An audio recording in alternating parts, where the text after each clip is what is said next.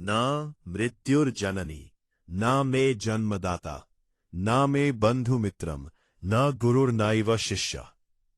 महिमामयी श्री शिव महापुराण केवल एक ग्रंथ नहीं बल्कि महादेव तक पहुंचने का साक्षात मार्ग है। आज हम भगवान शिव के पावन चरित्रों, उनके अवतारों और सृष्टि के रहस्यों की यात्रा शुरू कर रहे हैं। इस कलयुग में शिव नाम ही परम औषधि है। आइए भक्ति के इस प्रवाह में डूबकर अपने जीवन को धन्य बनाएं।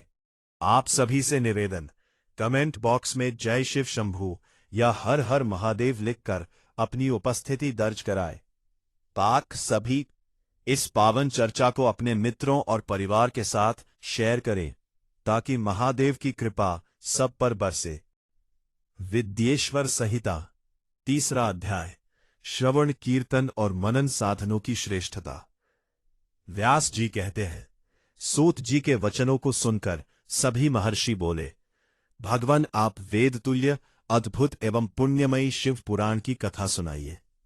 सूत जी ने कहा, हे महर्षिगण, आप कल्याणमय भगवान शिव का स्मरण करके वेद के सार से प्रकट शिव पुराण की अमृत कथा सुनिए।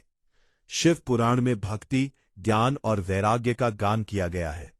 जब सृष्टि आरंभ हुई तो 6 कुलों के महर्षि आपस में वाद विवाद करने लगे कि अमुक वस्तु उत्कृष्ट है, अमुक नहीं। जब इस विवाद ने बड़ा रूप धारण कर लिया तो सभी अपनी शंका के समाधान के लिए सृष्टि की रचना करने वाले अविनाशी ब्रह्मा जी के पास जाकर हाथ जोड़कर कहने लगे, हे प्रभु, आप संपूर्ण जगत को धारण कर उनका पोषण करने वाले हैं। हम जानना चाहते हैं कि संपूर्ण अत्वों से परे परात्पर पुराण पुरुष कौन है। ब्रह्मा जी ने कहा, ब्रह्मा, विष्णु, रुद्र और इंद्र आदि से युक्त संपूर्ण जगत समस्त भूतों एवं इंद्रियों के साथ पहले प्रकट हुआ है। वे देव महादेव ही सर्वज्ञ और संपूर्ण है। भक्ति से ही इनका साक्षात्कार होता है, दूसरे किसी उपाय से इनका दर्शन नहीं होता। भगवान शिव में अटूट भक्ति मनुष्य को संसार बंधन से मुक्ति दिलाती है। भक्ति से उन्हें देवता का कृपा प्रसाद प्राप्त होता है। जैसे अंकुर से बीज और बीज से अंकुर पैदा होता है। भगवान शंकर का कृपा प्रसाद प्राप्त करने के लिए आप सब ब्रह्मर्षि धरती पर सहस्रों वर्षों तक चलने वाले विशाल यज्ञ करो। यज्ञपति भगवान शिव की कृपा से ही विद्या के सार तत्व साध्य साधन का ज्ञान प्राप्त होता है। शिव पद की प्राप्ति साध्य और उनकी सेवा ही साधन है, तथा जो मनुष्य बिना किसी फल की कामना किए उनकी भक्ति में डूबे रहते हैं, वही साधक है।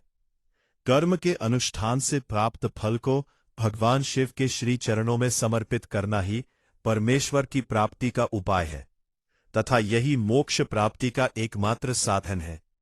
साक्षात महेश्वर ने ही भक्ति के साधनों का प्रतिपादन किया है। कान से भगवान के नाम, गुण और लीलाओं का श्रवण, वाणी द्वारा उनका कीर्तन तथा मन में उनका मनन शिव पद की प्राप्ति के महान साधन है, तथा इन साधनों से ही संपूर्ण मनोरथों की सिद्ध होती है। जिस वस्तु को हम प्रत्यक्ष अपनी आंखों के सामने देख सकते हैं, उसकी तरफ आकर्षण स्वाभाविक है, परंतु जिस वस्तु को प्रत्यक्ष रूप से देखा नहीं जा सकता, उसे केवल सुनकर और समझकर ही उसकी प्राप्ति के लिए प्रयत्न किया जाता है। अतः श्रवण पहला साधन है। श्रवण द्वारा ही गुरुमुख से तत्व को सुनकर श्रेष्ठ बुद्धि वाला विद्वान अन्य साधन कीर्तन और मनन की शक्ति व सिद्धि प्राप्त करने का यत्न करता है। मनन के बाद इस साधन की साधना करते रहने से धीरे धीरे भगवान शिव का संयोग प्राप्त होता है और लौकिक आनंद की प्राप्ति होती है।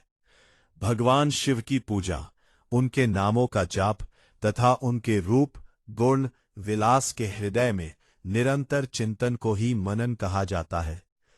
महेश्वर की कृपा दृष्टि से उपलब्ध इस साधन को ही प्रमुख साधन कहा जाता है।